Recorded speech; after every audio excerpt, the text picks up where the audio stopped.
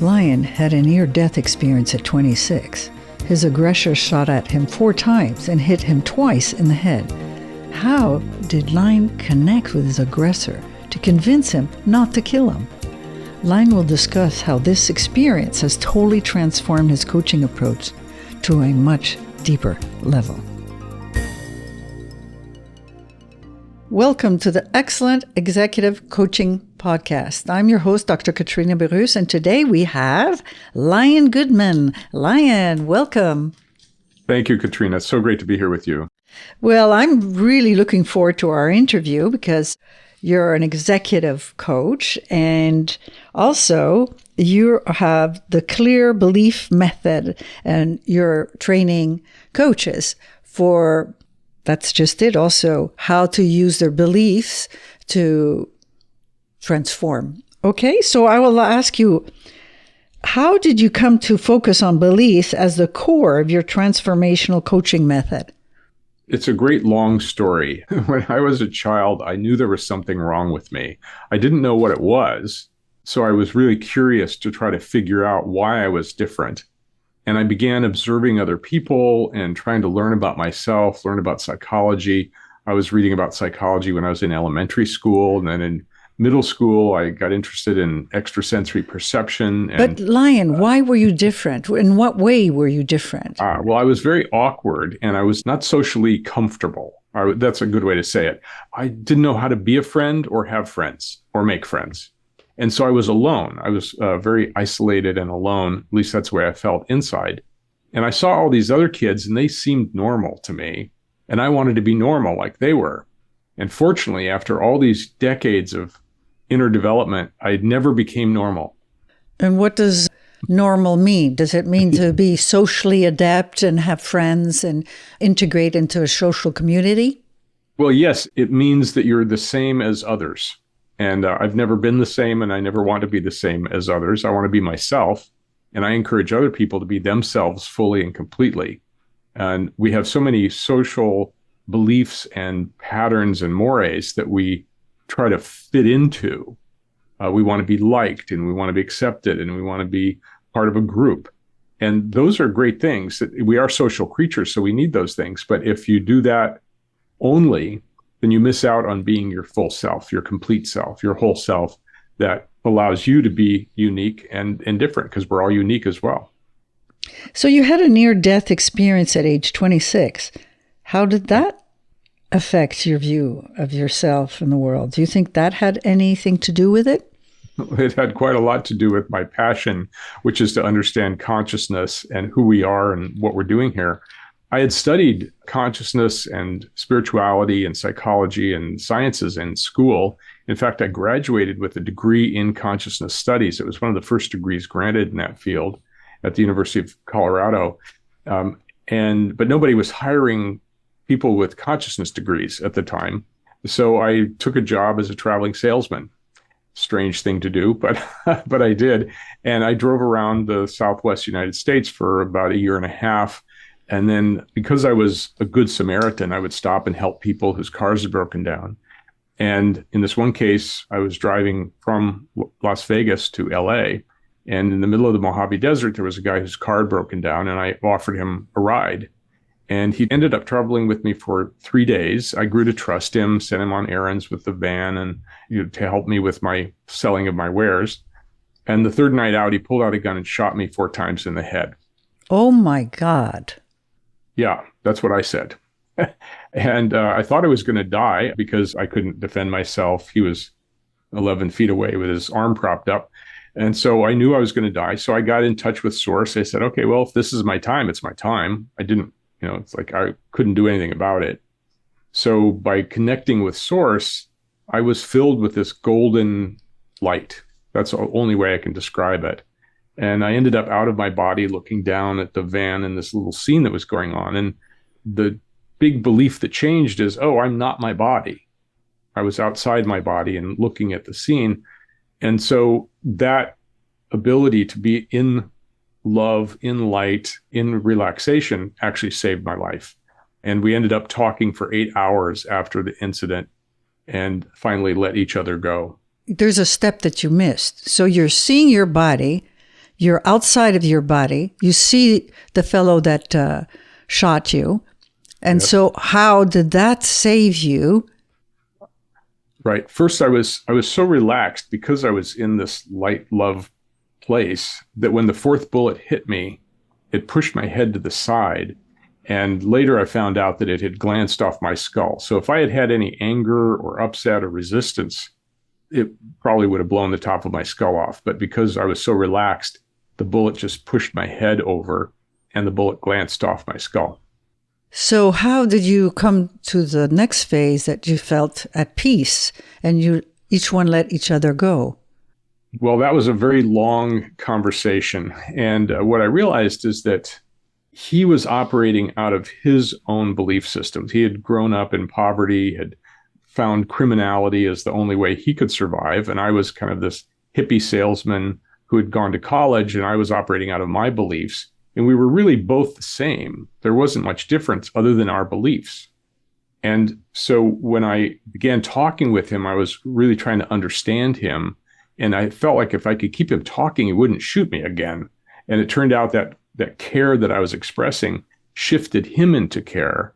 And he began being concerned about me and decided to take me to the hospital. Now, he drove for about a half an hour or so and then pulled over and stopped. And I knew we weren't near a hospital because there were no bright lights.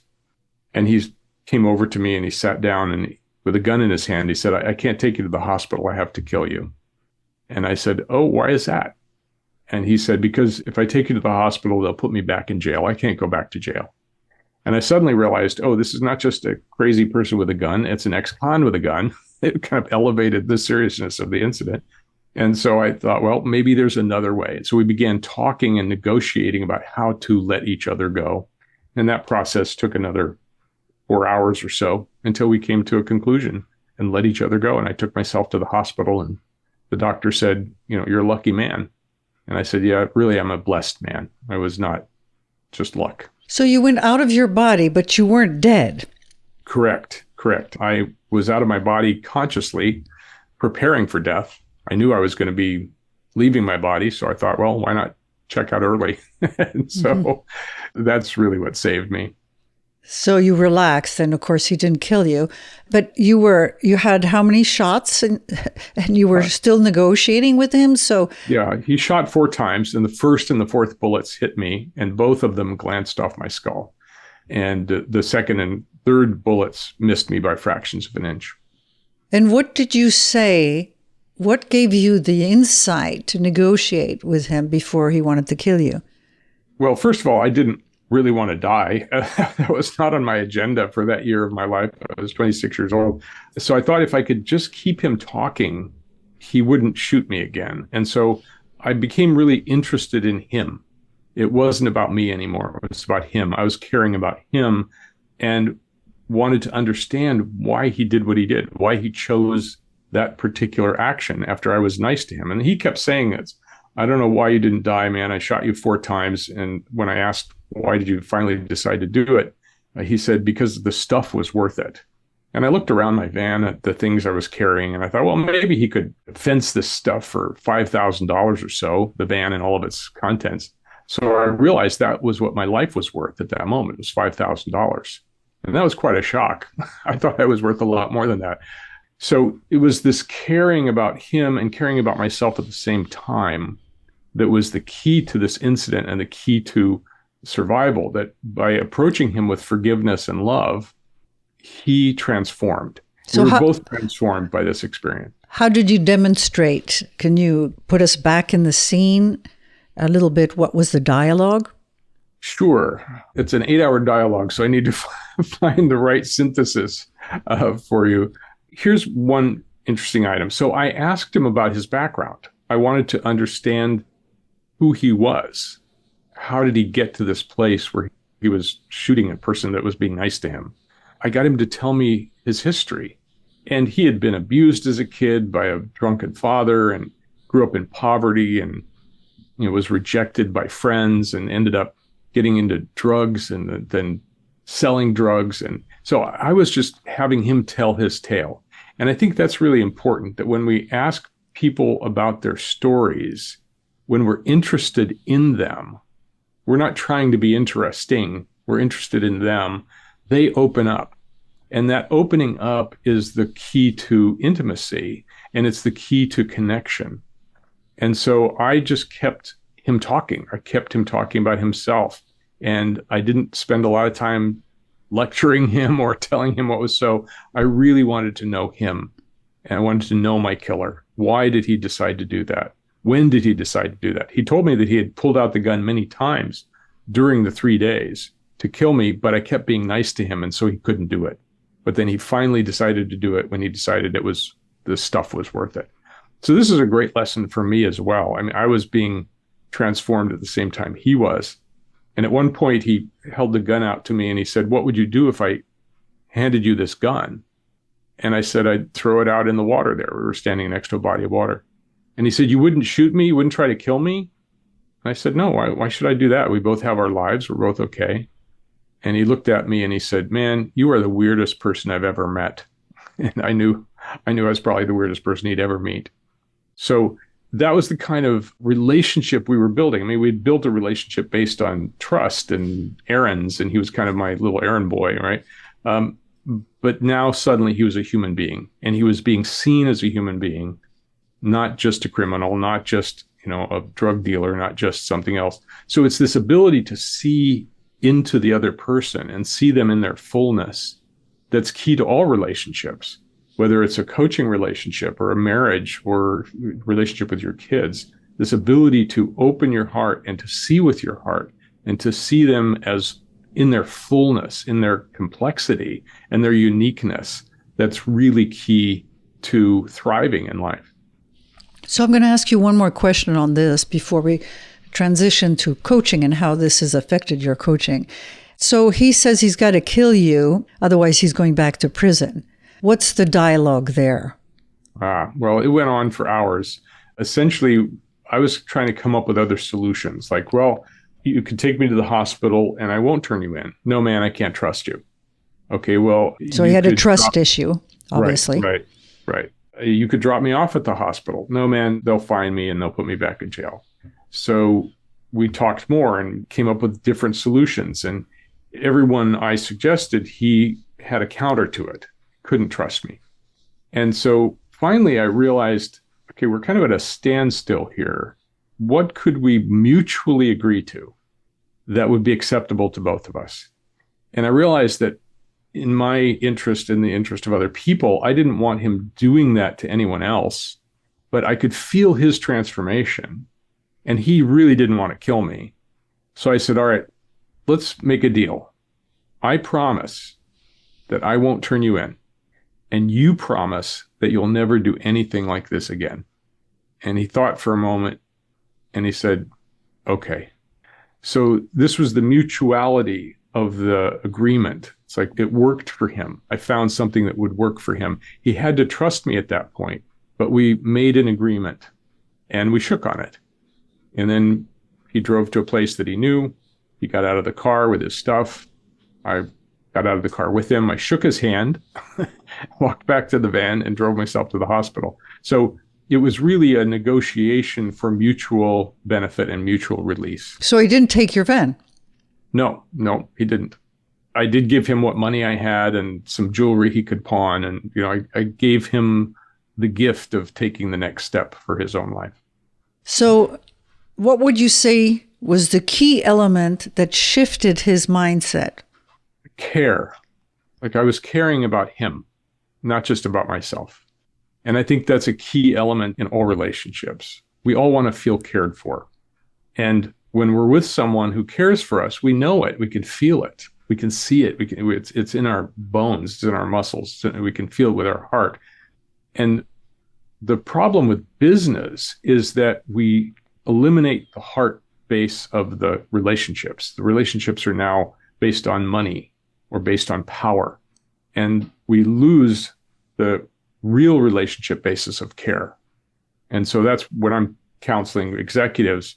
That's where I go. I'm trying to help them open their heart to caring about the people they're in relationship with. And often leaders have great leadership qualities at work, but their marriages are failing, or they have terrible relationships with their kids because they're trying to run their family like they do their business. And I'm helping them get back in touch with their heart and with their soul and with their purpose that goes beyond themselves. So let's transition to the coaching and how this has influenced you with your method called Clear Beliefs Methods. Well, the first thing I did after this incident was I became a headhunter, which is kind of ironic, isn't it? That I had my head hunted and then I became a headhunter. But yes, it is. Oh my God. But that was my career for 25 years. And I was able to find high-level executives for CEOs and high-level managers for VPs. And I was quite good at it because I was sensitive to people. An executive would tell me what they wanted in an employee, and I would be feeling into them at a different level than just hearing them describe the qualifications they wanted. And I realized that a resume shows only a number of skills and abilities and history, but it's a person's soul. I'll use that term loosely, but it's their soul. It's something deeper about them that is what people are really looking for. They're looking for someone who they can use a woo-woo term, vibrate with, right? They feel resonant with. And so I was really good at what I did because I could feel deeper into people than just looking at their resumes. I looked at over 100,000 resumes in my career.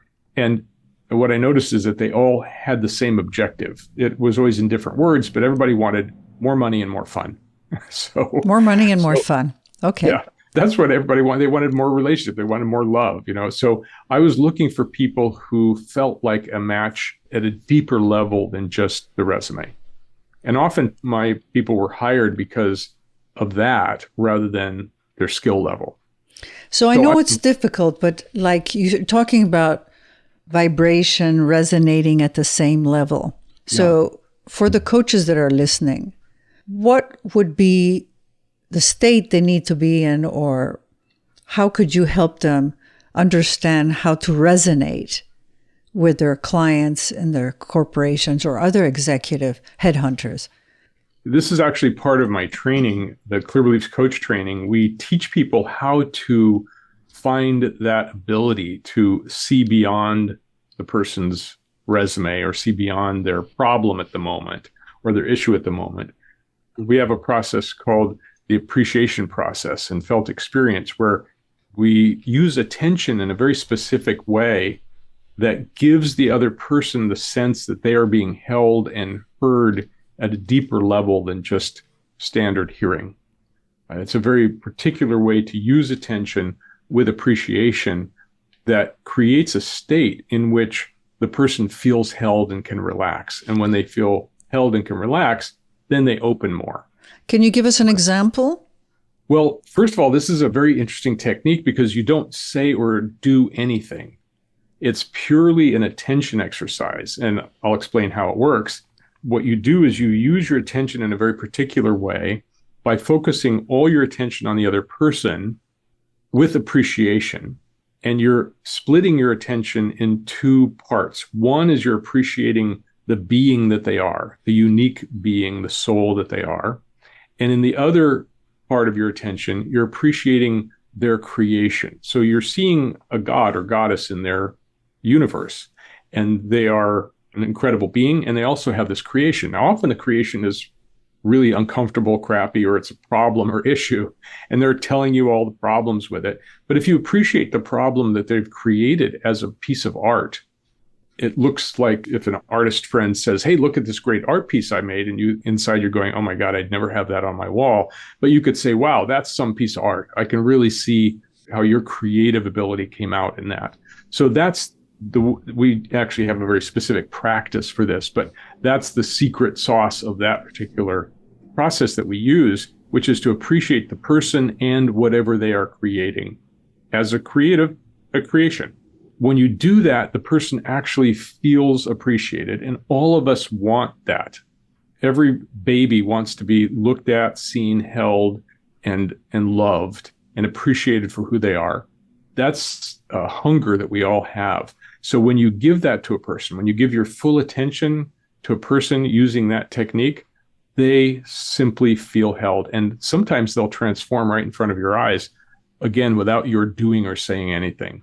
Coaches are constantly surprised when I train them how to do this, because they go, oh my God, I'm just so used to fixing them and trying to figure out what to do, what they should do next, and asking them the right questions. And they suddenly realize that they don't have to do all that. So how would you distinguish this approach from ICF coaching or from therapy? Where does it fit? Well, if you can say that, or you bring it to a deeper level, that's for sure. I do. I have an issue with the ICF standards because ICF says, well, leave the past to therapists and psychiatrists. We'll just deal with the present and the future. Well, that's a really good idea theoretically, but what stops people from moving forward? It's stuff from their past. So if we can't deal with their past, then we've got one arm tied behind our back. So I call the Clear Beliefs method trauma-informed therapeutic coaching, because we need to understand the deep traumas that people experienced in their early life. And those are the things that are stopping them today, preventing them from doing what they say they're going to do, or screwing up their relationships with their families or their employees. So we have to go back and clear out the past patterns, the behaviors, the confirmation biases, the schemas, all the things that we've concluded in our lifetime that lead us to behave in the way we do. So I teach my coaches how to do this work, how to go back and clear out the past so that the person can actually create a better future. So a lot of people are coaches of mindset. So how would you distinguish your approach, and please explain it, compared to others? Mindset is really important. And when most people talk about it, mindset is a really good substitute for the word meditation. So a lot of people are teaching mindset. Other people are teaching meditation. They're not much different. What I do and what I teach is really based on clearing stuff from the past, not just being more mindful in the present. Mindfulness in the present, excellent. We need that. We can expand our awareness in the present moment. We can relax our awareness in the present moment. We can feel good about ourselves in the present moment. But those old patterns from the past are going to keep coming up and grabbing us by the throat and taking us down. So it's the reactive patterns that people fall into when something stimulates those old patterns, or it's the pattern that keeps repeating over and over again. And it's great to be mindful. It's like, okay, well, I'm procrastinating and I keep procrastinating. I'll just be more mindful. Okay, well, that's great, but maybe that's a way of procrastinating. So we have to go find out what the cause is of the pattern. And I call myself a subconscious pattern detective, because that's what I do. I go down and find out what is the cause of this particular behavior pattern or mental pattern or emotional pattern. And then working there at the cause, at the causal level, which I call beliefs, other people call schemas or paradigms, we can actually change those early programs that we got as children. And when you change it there at the source in the subconscious mind, everything else changes. It's like changing the color of your sunglasses. Suddenly you're seeing a different world. Wonderful. Unfortunately, we're at the end of our podcast time, but where can people get a hold of you? If people are interested in my coach training, they can go to clearbeliefs.com. And if they're interested in coaching, they can go to liongoodman.com. Wonderful. Thank you very much, Lion. Most interesting. Thank you, Katrina. It's great to be here with you. Take care. Thank you for listening to the Excellent Executive Coaching Podcast. You can subscribe to all future podcasts at excellentexecutivecoaching.com. Join us each Wednesday to learn more about the latest trends in leadership techniques and bring your coaching to the next level. To learn more about Dr. Burris' CEO Mastermind, use the contact form at excellentexecutivecoaching.com.